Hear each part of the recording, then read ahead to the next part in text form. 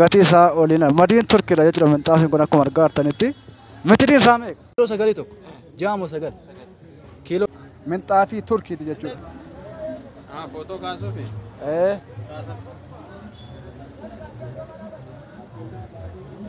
Kunillee baay'ee bareedaa jechuudha. Minxaafii turkiidha miti? Turki sadiif lama. Kana hordoftanu har'a magaalaa Jimmaa keessatti gatii bittaa fi gurgurtaa warri bitachuu barbaadan lakkoofsa waatsaappii kiyyaatiin na quunnamtanii biyya alaatiif biyya keessaa warri maatii keessanii bituu barbaadan haaluma duraan dabarsineen keessaan bilbiltanii har'a gatii minxaafii akkasumas suufii fi zigaajaa duraanii jechuudha. Gatii walalii minxaafii jala afamu. Akkasuma meeshaa tokko tokko isin daawwachitaa gatii taatii wajjin bartanii waan isiniif ta'etan ammoo keessaan nu quunnamtanii bitachuu hin dandeessu.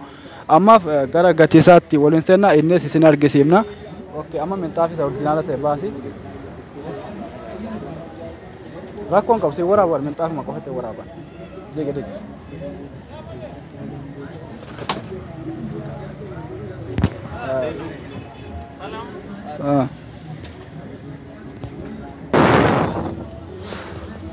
Okey, minxaafiin kun baay'ee bareedaadha jechuudha. Orjinaala. Gatii isaa oliin madiin turkiidha jechuudha. Minxaafiin kun akkuma argaa jirtanitti mitiriin isaa meeqa? Mitiriin isaa akkuma argaa jirtanitti 2-3dha jechuudha. Baay'ee bareedaadha. Okey. Gatiin isaa hoo? 3,300 macarrashaa isaati jechuudha. Okey, mitiriin isaa 3-2 jette? Kun mitirii 3-2 jechuudha. Gatiin isaa baay'ee bareedaadha.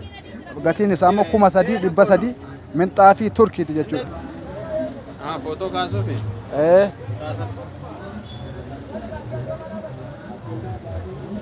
Kunillee baay'ee bareedaa jechuudha. Minxaafii turkiidha miti? Turki 3-2 mitiriin 3-2 jechuudha. Dalgatti mitirii 2 mitirii 2-3 jechuudha. Baay'ee bareedaadha. Kunillee magaalaa Jimmaa keessatti jechuudha kan inni argamu. Warri bitachuu barbaadan keessaan yoo quunnamtan lakkoofsa waatsaapiitiin maatii keessanii bituu akkasumas ofii keessanii bitachuu hin dandeessu jechuudha. Lakkoofsa waatsaappii kanaan na quunnamaati. Turkiidha. Gatiin isaa meeqa? 3,000. Gatiin isaa macarrashaan 3,000 jechuudha. 3,000 jechuudha. Kan akkanaa lama mana keessanii isiniif gaa warri bitachuu barbaadan keessaan quunnama. Gatii waan hafe immoo isinitti argisiifna. Okey. Amma immoo gatii walaliitii fi gatii zigaajaa akkasumas gatii kooriyaa isin daawwachiifna jechuudha. Kooriyaan biyya keessatti baay'ee gatiin isaa gadi bu'aadha jechuudha. Akkuma argaa jirtan manni kun mana waa hundumaatu jira.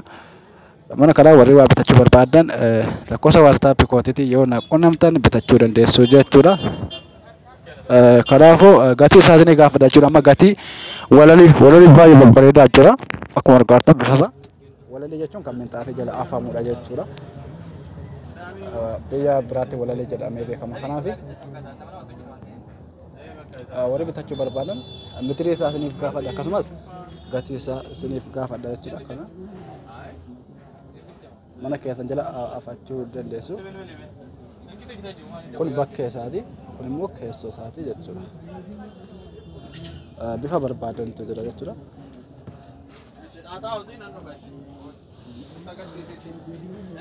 Okey. Kooriyaan bareedaatu jira jechuudha. Kooriyaa biyyaadha. Gatii isaa isiniin gaafadha. Akkasuma bifa barbaadatu jira jechuudha. Kunillee lafa isaa orjinaala isaa masgaja zigaajaa jedhamee beekama jechuudha. Kun akka naannoo keenyaatti warri bitachuu barbaadan zigaajaan illee ni jira. Gatii isaa illee isiniif gaafanna. Masgaja irratti salaatan illee meeqa gatiin isaa kun madiin eessaati? 2,500 macarrashaan isaa.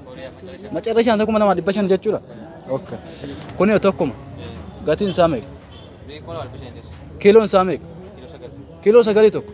Jaamu 9.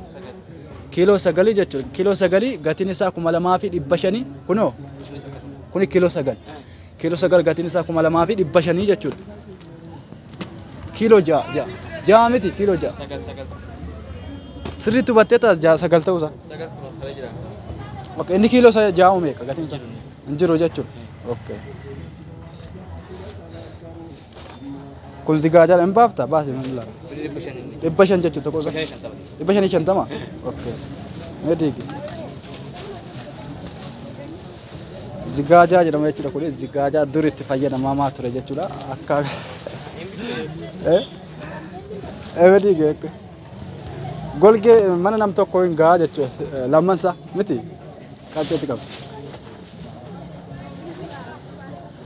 Mee akkas godhi. Okay akkuma argaatan zigaajaa jechuudha afata akkuma xaafiitti zigaajaa jedhamee beekama akka naannoo Jimmaatti. Maal jedhama akka naannoo kanaatti? Yibba yabba zigaajaa jedhama jechuudha akka naannoo biraatti immoo yabbaa jedhama jechuudha asitti gatiin isaa meeqa? 550 macarashaan isaa 500 macarashaan isaa 550 jechuudha gatiin isaa mitiriin isaa meeqa?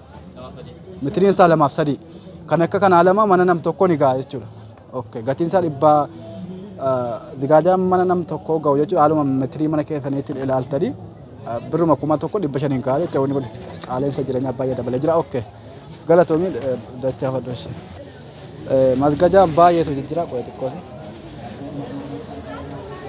baay'eetu jira jechuudha kunis isuma amma ilaallee kaanidha tokkuma gatiin isaa tokkuma jechuudha 500 jechuudha mitiriin isaa 2-3 okay gatiin isaa 500 jechuudha akkuma argaartan kana 500 hundinuu kan akkanaa sadii yoo bitattan mana keessan isiniif gaa oriijinaaliidha jechuudha baay'ee namatti tola kun fuuldura Jimmaa jechuudha alma daawwataa bakkee isiniif daawwachuun rakkoo hin qabu akkuma argaartan okay amma gatii walalii qofa natti argisiifta ishee kun maal jedhama maqaansa akka naannoo kanatti maal jedhama walalii maal walalii jedhama jechuudha okay diigime kun mitiriin isaa tokko walaliidha jechuudha waan minxaafii jala afamudha mitiriin isaa meeqa mitiriin tokko meeqa mitiriin tokko 165 jechuudha mitiriin tokko 165 galatoom tokkuma gatiin isaa mitiriin isaanii okay kun immoo gatiin isaa 350 mitiriin isaanii kun immoo 350 manni keessa mitirii meeqa akka ta'e ilaaltanii sirriitti baruu ni dandeessu jechuudha mitiriin tokko 350 tokkuma gatiin isaa kun okay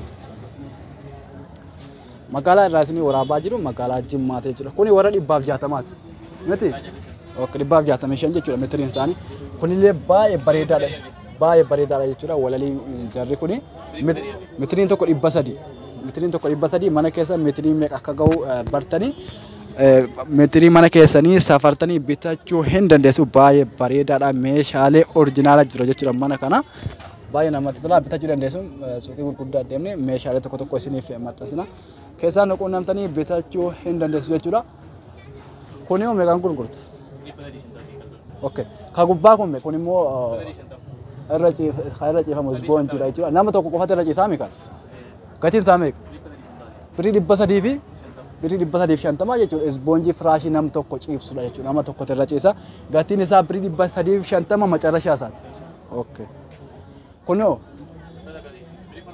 kombirii kuma tokko jechuudha gadi bu'uu hin danda'u baay'ee bareedaadha kunillee gatiin isaa birii kuma tokko jechuudha nama lama ciibsuu hin danda'u haadhaaf abbaa manaan ciibsa haadhaaf abbaa manaa ciibsuu hin danda'u jechuudha nama tokko irra ciisa jechuudha nama fufurdaa akkas dalgisaa akkas dheerata jechuudha nuusa mitiriiti moo mitirii tokko ga'a mitirii tokko hin ga'uumi dalgatti hin ga'u jechuudha mitirii tokko dhunuma lama natti fakkaata jechuudha nuusa mitiriiti namni coomaa nama tokko sirriitti ciibsa gatiin isaa birii kuma tokko macarashaa isaati jechuudha kun immoo gatiin isaa birii 350 jechuudha kun nama qalloo hin ciisa baay'ee namatti tola bitachuu hin dandeessu viidiyoo irraa keessatti kana isiniif waraabnee jirra yoo isin itti tolemmoo waatsaappii keenyaan nu qunnamuudhaan daawwaltanii suuqa kanaa waa bitachuu hin dandeessu aga viidiyoo biraatti walitti deebinutti nagaan naaf tura.